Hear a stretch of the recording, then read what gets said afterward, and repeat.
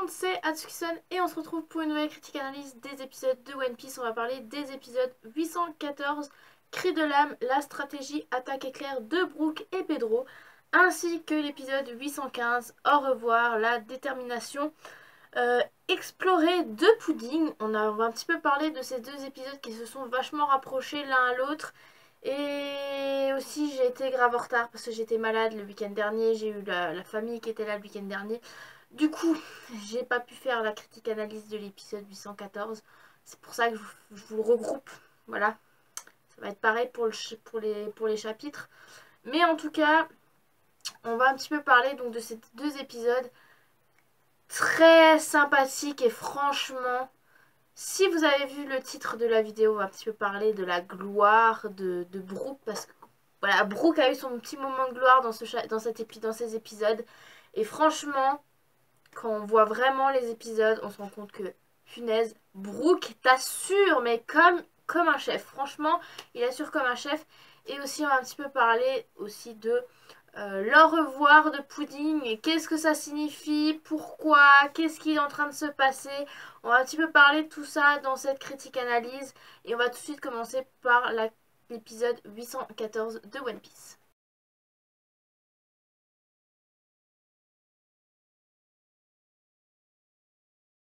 L'épisode 814, on a eu un petit peu 1, 2, 3, 4 choses dans cet épisode. On va un petit peu parler donc de Sanji. On va un petit peu parler de Chopper et de Carrot. Et on va parler un petit peu de la prison des livres, donc avec Luffy. Et pour finir, c'est justement un petit peu le gros du gros de cet épisode. C'est tout simplement Brook et Pedro, où il y a eu vraiment mais quelque chose de magique, de magnifique dans ces épisodes. C'est pour ça que j'ai envie de le mettre en dernière position, parce que franchement, on va vraiment parler du meilleur pour la fin. Parce que c'était vraiment la partie la meilleure en fait de cet épisode. Et comme vous avez pu voir, comme vous avez pu l'entendre dans le titre de l'épisode, c'est le cri de l'âme et la stratégie attaque éclair donc de Brook et de Pedro. Donc on peut se dire, voilà, finalement, ça tombe bien, on va un petit peu vraiment faire ça en dernière position. Et on va tout de suite commencer par Sanji. Et Sanji, il n'y a pas grand chose à dire, mais bon, il y a quand même du Sanji dans cet épisode.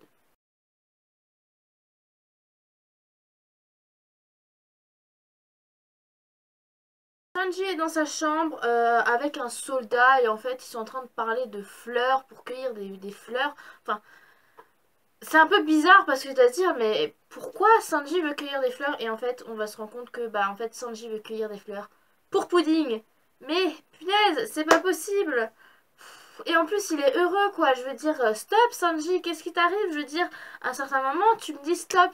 Je sais ok que du coup t'as le poids du fait que si tu t'enfuis, si tu fais n'importe quoi, tout simplement t'as Big Mom et t'as ta famille qui va s'en prendre à Zef ou aux autres de tes amis, mais quand même quoi, je veux dire à un certain moment, ressaisis-toi et arrête de faire le con quoi, je veux dire, voilà, clairement c'est ça, mais bon.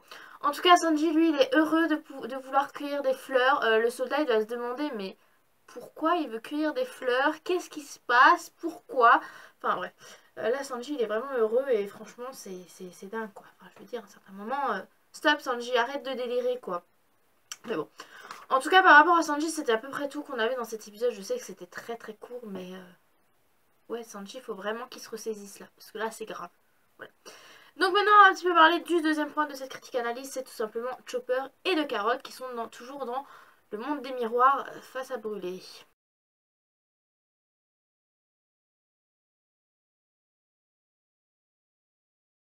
Dans les épisodes avant, vous avez pu voir que Brûlé, en fait, a kidnappé Carrot et Chopper.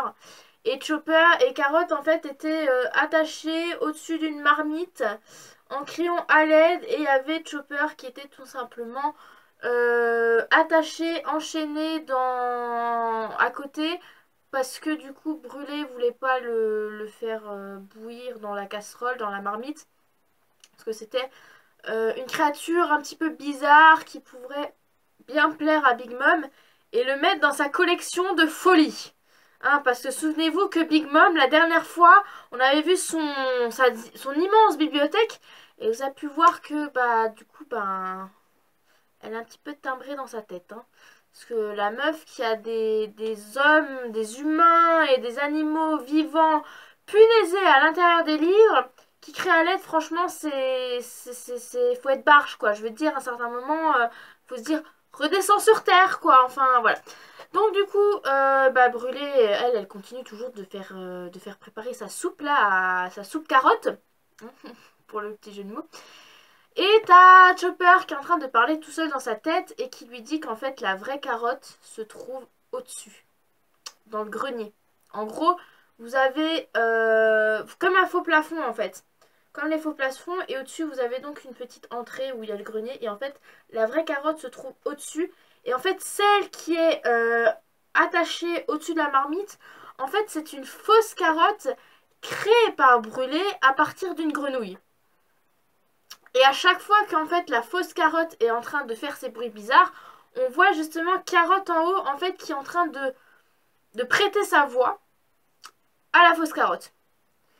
Donc du coup on voit que Carotte elle joue bien la comédie et on va voir qu'en fait quand Brûlé va demander à Randolph de faire tomber Carotte dans la marmite, on va se rendre compte que du coup Carotte elle va sortir de son petit perchoir et va justement attraper la fausse carotte. Et là ça va être le délire total dans la tête de Brûlé. C'est attends, il y a deux carottes, qu'est-ce qui se passe? Il y a deux lapines, oula, j'ai loupé un épisode. Et là on voit Carotte en train de basculer sur la corde et on la voit commencer à faire tomber la marmite par terre, mais sur la tête de Brûlé. Et là franchement Brûlé, j'ai peut-être mal pour elle, mais je pense que c'est bien fait pour elle. Du coup, on la voit en train de gesticuler dans son eau chaude. Ouais, en fait, on la voit gesticuler dans son eau chaude. Et franchement, c'est hyper marrant. Ensuite, on voit donc Chopper qui commence à rapetisser. Enfin, rapetisser. Et du coup, en fait, va reprendre sa taille normale de reine trop mignon. Et du coup va se détacher des chaînes parce que du coup en fait il avait justement prévu le coup. Il s'est transformé en plus gros pour pouvoir, une fois que l'effet de la Rumble Ball soit estompé, en fait va pouvoir ratisser et du coup va pouvoir se déchaîner, enfin va pouvoir se libérer des chaînes de Brûlé. Et du coup une fois qu'il est délivré, il va manger de nouveau, il va prendre une Rumble Ball et va devenir le gros monstre reine que tout le monde attendait. Et là, c'est la contre-attaque de Chopper et de Carotte. Allez, envoyez-moi du lourd. Et franchement, je pense que ça va être vraiment sublime. Parce que là, franchement, déjà, il y a Brûlé qui est à terre en train de brûler dans dans sa marmite. Qui a été créée pour Carotte. Mais ouais, franchement, là, Chopper et Carotte, vous avez fait vraiment du très bon boulot. Tout était planifié à l'avance. Et franchement, je vous félicite. Maintenant, on va un petit peu parler donc du troisième point de cette critique analyse, c'est justement Luffy et Nami dans la prison des livres. Et là, il y a pas mal de choses très intéressantes aussi à dire.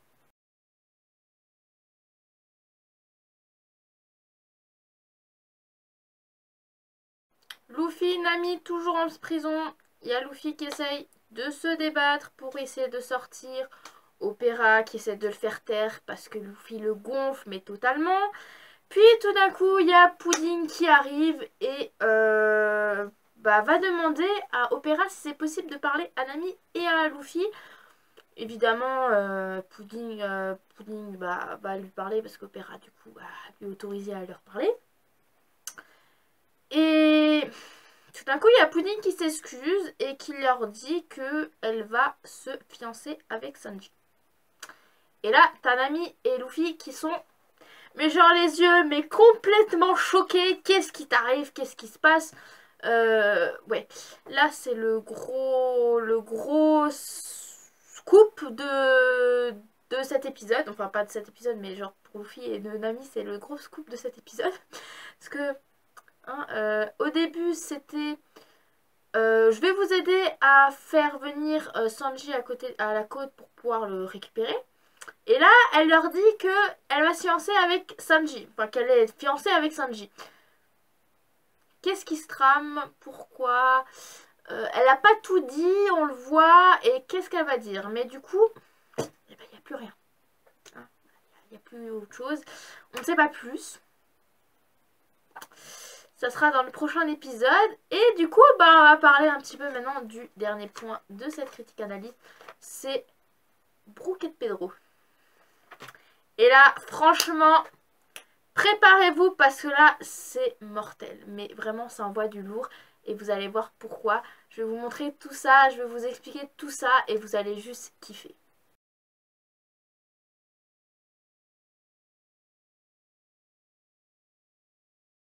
Pedro, lui, continue un petit peu à faire diversion le temps que Brooke s'infiltre dans la salle au trésor.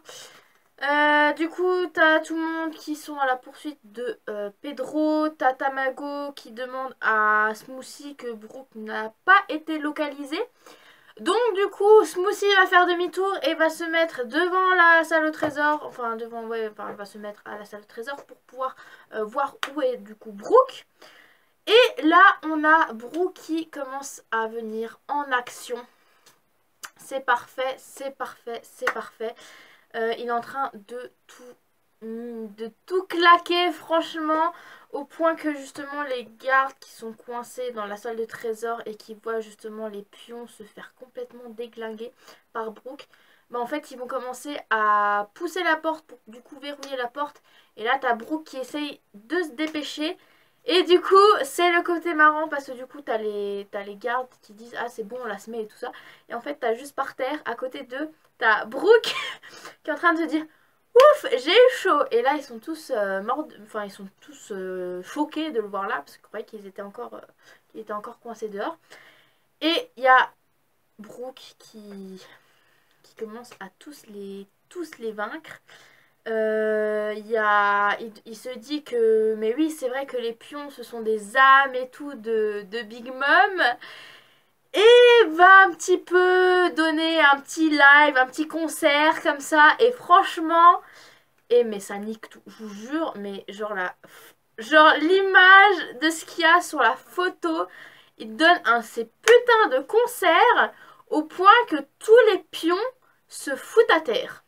Mais alors je vous dis même pas l'image. Écoutez, je vous la mettre comme ça, moi vous verrez un petit peu la petite gloire de Brooke. Parce que là franchement c'est vraiment la gloire de Brooke. Brooke il donne tout et franchement cette image peut vous le prouver.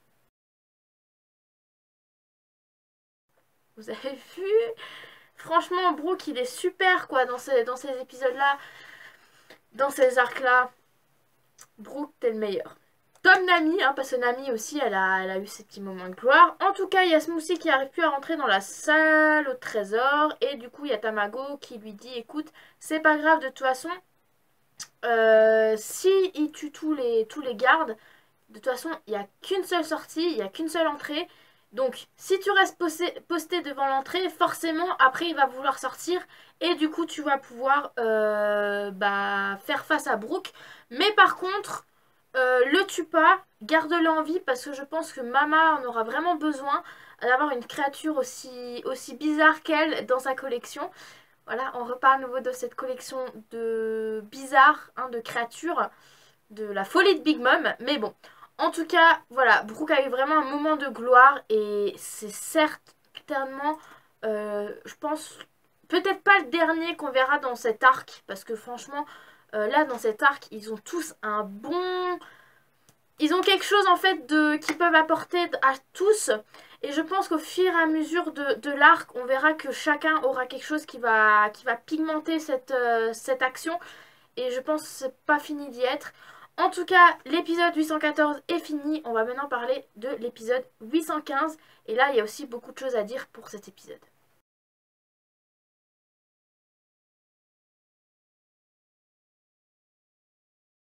Épisode 815 de One Piece, on va parler un petit peu de 1, 2, 3, 4, 5, 6 choses. Un petit peu plus que l'autre épisode. Mais franchement, pas mal de choses aussi à dire. On a donc du Luffy Nami avec donc Pudding, donc la suite de la discussion. On a des V-Smoke, voilà, on va retrouver de nouveau les V-Smoke. On a du Sanji, on a du Chopper et du Carrot, on a du Brooke et de Pedro et on a du Reiju. On a du Reiju, oui, on a du Reiju tout seul. Elle n'est pas avec les V-Smoke, avec le reste de sa famille. Que se passe-t-il? On verra tout ça. On va un petit peu parler donc de la suite de Luffy et de Nami. Parce que du coup, on va un petit peu nouveau reparler de ce qui s'était passé Donc, pas mal de choses aussi intéressantes à dire là-dessus. Et donc, du coup, je vous laisse avec Luffy et Nami.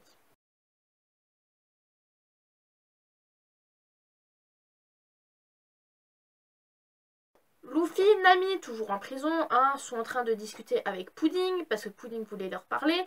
Comme quoi, elle était fiancée, ça y est, à Sanji, mais qu'elle ne compte pas l'épouser. Donc, elle s'est fiancée, mais elle ne compte pas l'épouser. Et là, elle leur chuchote quelque chose à l'oreille qui clairement choque, mais vraiment violemment, Luffy et Nami, au point qu'une fois qu'elle part, dans l'épisode, on a Luffy qui essaie de se débattre comme un fou pour pouvoir sortir de cette prison de livres. Et on sait pas du tout ce qui se passe parce que elle le chuchote, mais nous en fait on sait pas ce qui s'est passé. Donc c'est très inquiétant. Est-ce que c'est grave? Mais au point auquel, une fois que Pudding part, elle se retourne en pleurs, enfin en larmes de pleurs, de joie, enfin je sais pas vraiment comment exprimer ça, en leur disant au revoir. Donc c'est un peu inquiétant dans ce sens-là, mais on verra par la suite. Je ne sais pas vraiment ce que ça va donner. Je pense qu'on saura un petit peu plus dans les prochains épisodes de ce qui a été dit. Mais ouais. On va un petit peu parler nouveau donc d'un deuxième point. On va parler donc des V-Smoke. Les V-Smoke, Niji, Ichiji, Jaji, Yonji et du coup pas Reiju. Parce que Reiju est compté dans un autre point. Et des choses assez intéressantes aussi à dire. Aussi marrantes à raconter. Voilà. On a quelques petits points dans ce petit cadre-là. Et du coup, bah, on va voir tout ça.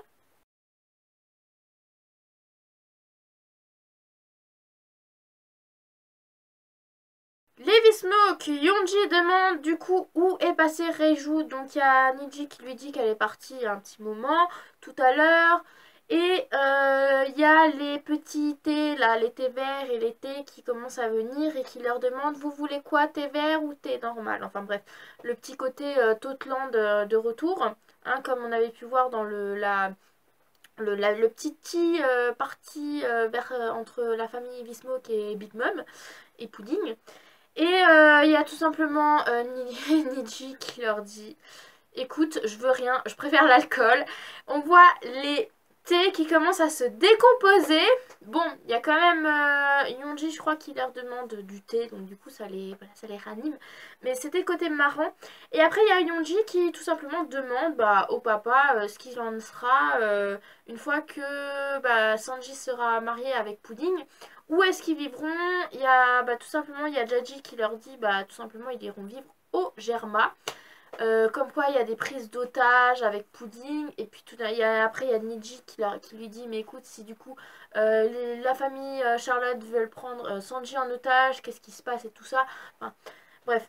Les V-Smoke sont un peu ravis de revivre avec Sanji hein, pour nouveau le faire chier, mais il y a une chose qu'ils ne savent pas, c'est une fois qu'ils parlent d'otages, c'est que dans le monde Totland, tout ce qui est vivant, tout ce qui parle, sera raconté à Big Mom. Ce sont des imbéciles. Enfin, je veux dire, ok, ils ne sont pas au courant, mais du coup, les tasses de thé, les portes, les thés, les vases, tout ça, tout parle et est vivant. Donc, du tout ce qui sera raconté entre les V-Smoke sera rapporté à Big Mom. Eh oui, eh oui, faut... oui, malheureusement, c'est ça. Donc, Levi Smoke, vous n'êtes pas dans la merde. Je pense qu'il va vous arriver plein de merde. Hein. Franchement, c'est ce qui va un petit peu se passer. Mais ouais, c'est... Oui, ouais, quoi, c'est... Bref. Enfin, voilà. C'était le parti V-Smoke, un petit peu tout. On va un petit peu à nouveau parler de Sanji, qui lui est aussi de côté dans sa chambre. Mais ouais, les V-Smoke, je pense qu'ils vont s'en prendre plein la gueule dans les prochains épisodes. Parce que là, si tout ça est raconté à Big Mom, ouh là là, ça va chauffer, hein.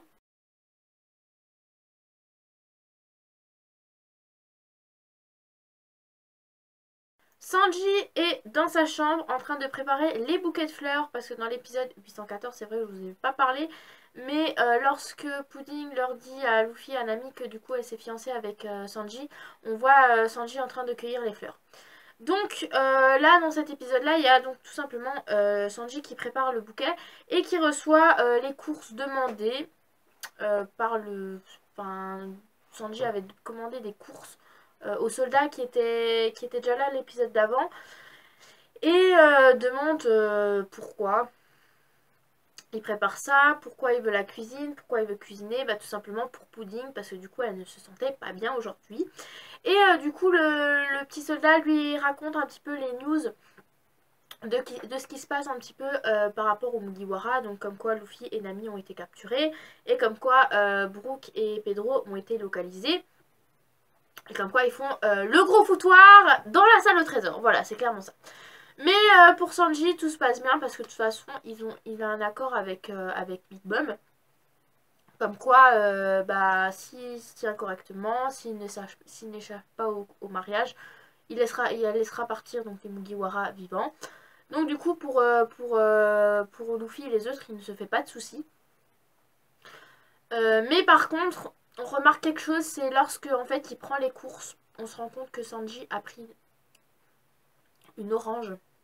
Et les oranges, c'est le fruit préféré de Nami. C'est le symbole de Nami par rapport à Belle-Mère, à Nojiko, sa sœur, je crois que c'est ça, je me souviens plus. Enfin ouais, par rapport à son île natale. Donc, je pense qu'il y a une signification là-dedans. Mais en tout cas, il va préparer un plat pour Pudding à base d'ingrédients, je pense, assez bizarres. On verra par la suite. Qui ressemblent beaucoup à ceux des Mugiwara. Mais bon, on va un petit peu parler du troisième point de cette critique analyse, c'est Chopper et Carotte.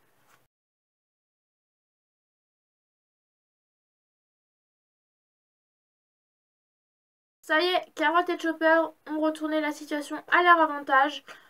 Brûlée, elle est en train de brûler dans sa marmite, enfin dans son eau de marmite. Ensuite, il y a Desiel, donc le mec avec voilà, Diesel quoi, qui lui veut prévenir Mama de ce qui est en train de se passer, mais malheureusement sans succès. Carotte l'intercepte et fout la merde, voilà, clairement. Et puis, bah, tout simplement, Carotte et Chopper sont winners. Ils ont réussi à vaincre tout simplement l'armée de Brûlé. Voilà, tout le monde est KO. Brûlé et Chopper Chopper et Carotte se sont bien débrouillés. Et ils ont décidé de utiliser Brûlé pour pouvoir entrer et sortir des mondes des miroirs. Donc vraiment là, Chopper et Carotte ont fait du très bon boulot. Ils vont pouvoir s'occuper donc de retrouver tous les autres Mugiwara et Sanji en traversant et en entrant dans les miroirs grâce à Brûlé. On verra un petit peu dans quel contexte ils vont faire ça. Je suis assez curieuse de savoir comment ils vont procéder à cette chose. Mais en tout cas, c'est une très bonne nouvelle. Ils ont tout réussi. Pour l'instant, ça s'arrange hein, finalement. Hein, parce que du coup, on pensait que ça allait pas s'arranger. Mais finalement, ça s'est arrangé quand même entre Chopper et Carotte. Donc tout va bien. On va un petit peu parler donc maintenant de Brook et de Pedro. Il y a aussi pas mal de choses à dire. La suite de la gloire de Brook, on va revenir un peu dessus. Et il y a aussi des choses intéressantes à dire par rapport à Pedro. Parce que, souvenez-vous, Pedro était déjà venu sur l'archipel Topland. Et là, on a un petit peu des petites révélations par rapport à ça. On verra au fur et à mesure. Mais en tout cas, on va parler de Brook et de Pedro.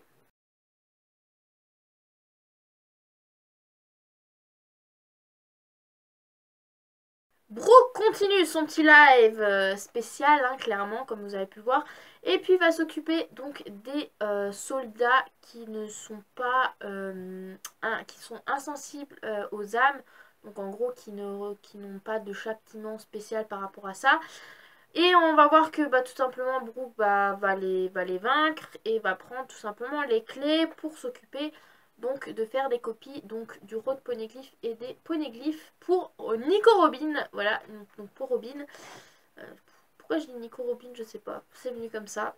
Mais en tout cas, voilà, franchement, Brooke, il a fait un très bon travail. Il s'en sort bien. Il y a Smoothie qui, elle, essaie de demander si tout va bien, si les gardes vont bien. Malheureusement, bah, tout simplement, elle se rend compte que bah, il les a battus. Donc, tôt ou tard, il va falloir faire face à Brooke. Puis, il y a Mama qui commence à venir. Oh mon dieu. Et qui va dégager clairement Smoothie de la porte. Parce qu'il y a Smoothie qui dit mais écoute, c'est pas grave, t'étais pas obligé de venir, j'aurais pu m'en occuper moi-même. Et là, la force de Big Mom est très impressionnante parce qu'elle va mais clairement exploser la porte en 1000 morceaux. Et là, ça y est, Big Mom en face à Brooke.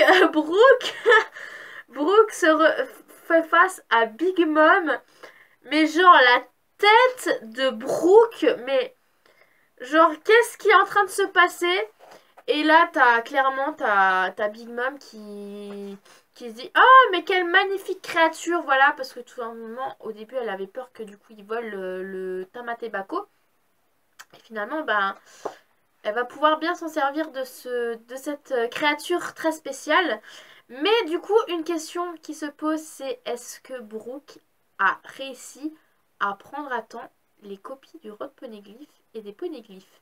C'est une très bonne question. En tout cas, on va un petit peu parler maintenant de Brooke, qui donc lui se fait coincer dans la cour du château face à Baron Tamago. Voilà, Tamago est là. Et va lui parler d'une cicatrice, va lui parler des mêmes erreurs, pourquoi il fait les mêmes erreurs que dans le passé, et va lui parler d'espérance de vie, comme quoi Mama lui a pris 50 ans d'espérance de vie. Pourquoi est-ce qu'il revient? Alors, déjà, au niveau de la cicatrice, on voit que Tamago et que Pedro ont un œil en moins. Voilà, ils se sont arrachés un œil en moins.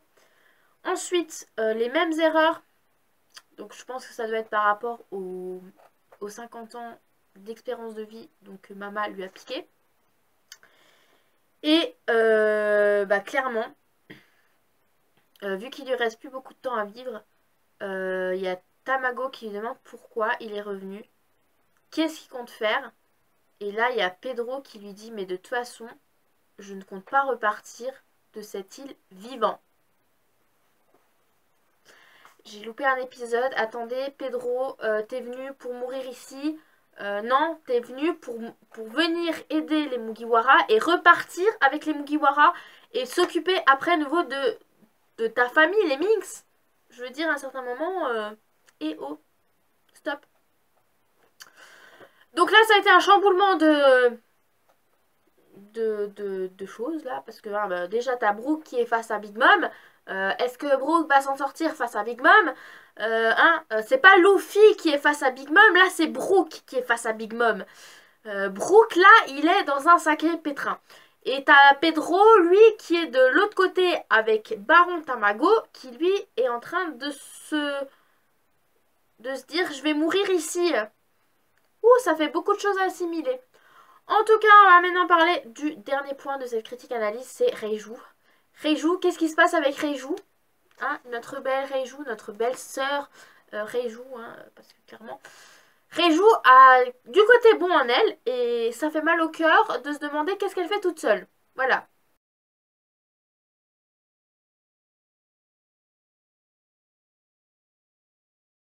Reiju erre dans les couloirs sans se faire remarquer.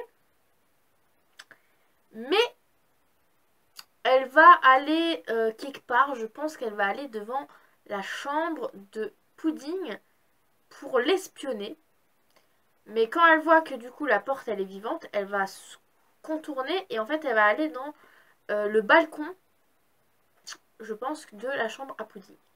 Et là, il y a un pistolet qui est derrière elle. Reiju se retourne et là, boum, Du sang partout. Oula. Qu'est-ce qui se passe? Et à la fin, on voit clairement Reiju qui est en train de traîner dans les couloirs, mais en sang. Mais genre, qu'est-ce qui s'est passé? Qu'est-ce qui se passe? Reiju, qu'est-ce que t'es en train de faire? Je comprends pas.